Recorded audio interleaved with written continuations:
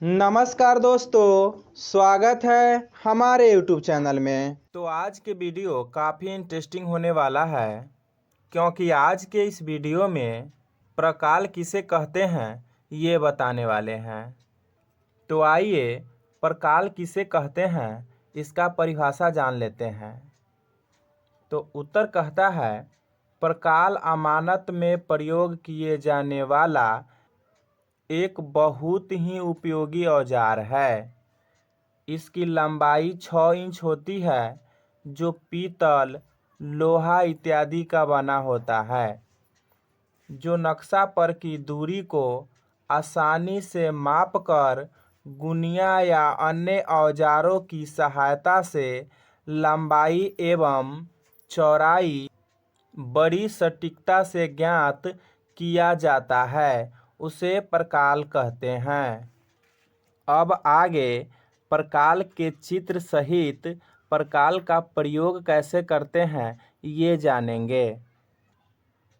तो इसके लिए आप हमारे साथ इस वीडियो के अंत तक बने रहें। तो आइए प्रकाल का प्रयोग समझते हैं, यानी इसको यूज कैसे करेंगे। तो प्रकाल का यूज नक्शा पर बने प्लॉट का लंबाई एवं चौड़ाई ज्ञात करने के लिए प्रयोग में लाया जाता है।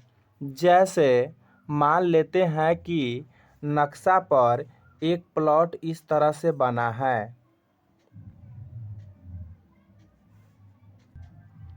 तो इसमें प्रकाल का प्रयोग कैसे होगा वो समझ लेते हैं। प्रकाल में दो नुकीले भाग होते हैं, जैसे कि आप लोगों को स्क्रीन पर दिख रहा होगा। एक नुकीला भाग ये होता है और दूसरा नुकीला भाग ये होता है। इसकी लंबाई तो हम बता ही दिए हैं पहले कि 6 इंच होता है। इसकी चौड़ाई का कोई महत्व ज़्यादा नहीं है, इसीलिए चौड़ाई नहीं बताया गया है।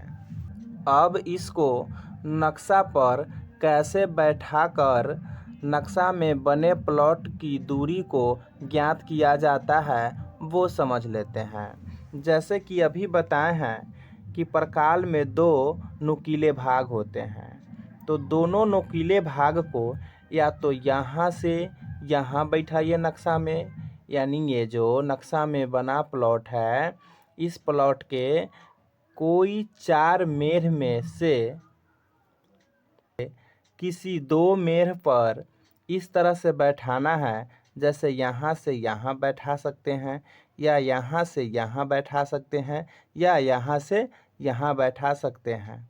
तो किसी 2 मेढ़ तक मान लेते हैं कि यहाँ से लेकर के यहाँ तक हम इस मेढ़ की दूरी को ज्ञात करना है।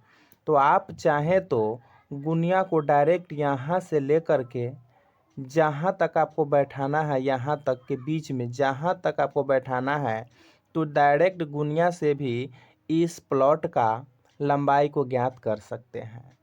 ज़्यादा आसान और ज़्यादा सटीकता से ज्ञात करने के लिए प्रकाल का प्रयोग किया जाता है कि इस कोना को और इस कोना को इस मेढ़ के इस बीचों बीच यहाँ बैठाया जाता है, एक कॉर्नर को, और ये कॉर्नर को यानी दूसरा नुकीला भाग को यहाँ बैठाया जाता है।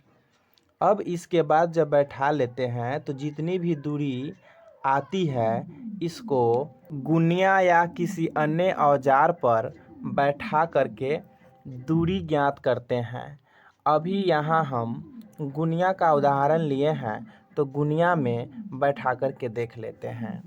तो ये कोना और ये कोना को यहाँ से यहाँ तक हम माप लिए हैं। तो प्रकाल को क्या करेंगे कि इस लाइन से लेकर के इधर यहाँ तक आपको जहाँ तक इसका जो मेढ़ की लंबाई आ रहा हो वहाँ तक माप लेते हैं और इसके दूरी को ज्ञात कर लेते हैं।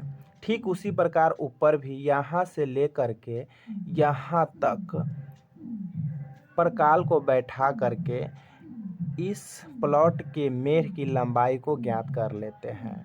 फर्क इतना हो जाता है कि अगर नीचे वाला में एक खंड का जो ये दिख रहा है खंड, ये खंड की लंबाई 20 कड़ी हो जाता है भी, और ऊपर 10 कड़ी का है। आशा करते हैं कि आप लोग ये बात समझ गए हैं। तो थोड़ा और देख लेते हैं।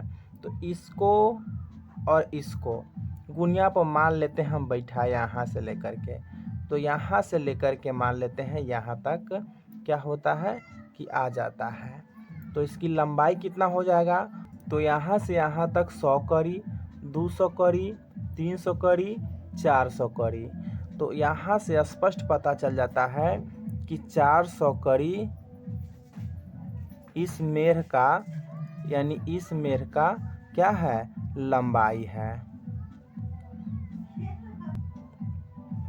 इस तरह से यहाँ से लेकर के यहाँ तक, फिर प्रकाल के दोनों कॉर्नर को, यानी दोनों नुकीले भाग को बैठा करके चेक करके, फिर उस नुकीले भाग को गुनिया पर रख करके जहाँ तक जाता है वहाँ तक जितना भी कड़ी आता है उसको यहाँ पर नोट कर लेते हैं। ठीक उसी प्रकार यहाँ से लेकर के इस मेढ़ पर भी कर लेते हैं, फिर यहाँ से लेकर के यहाँ तक भी कर लेते हैं।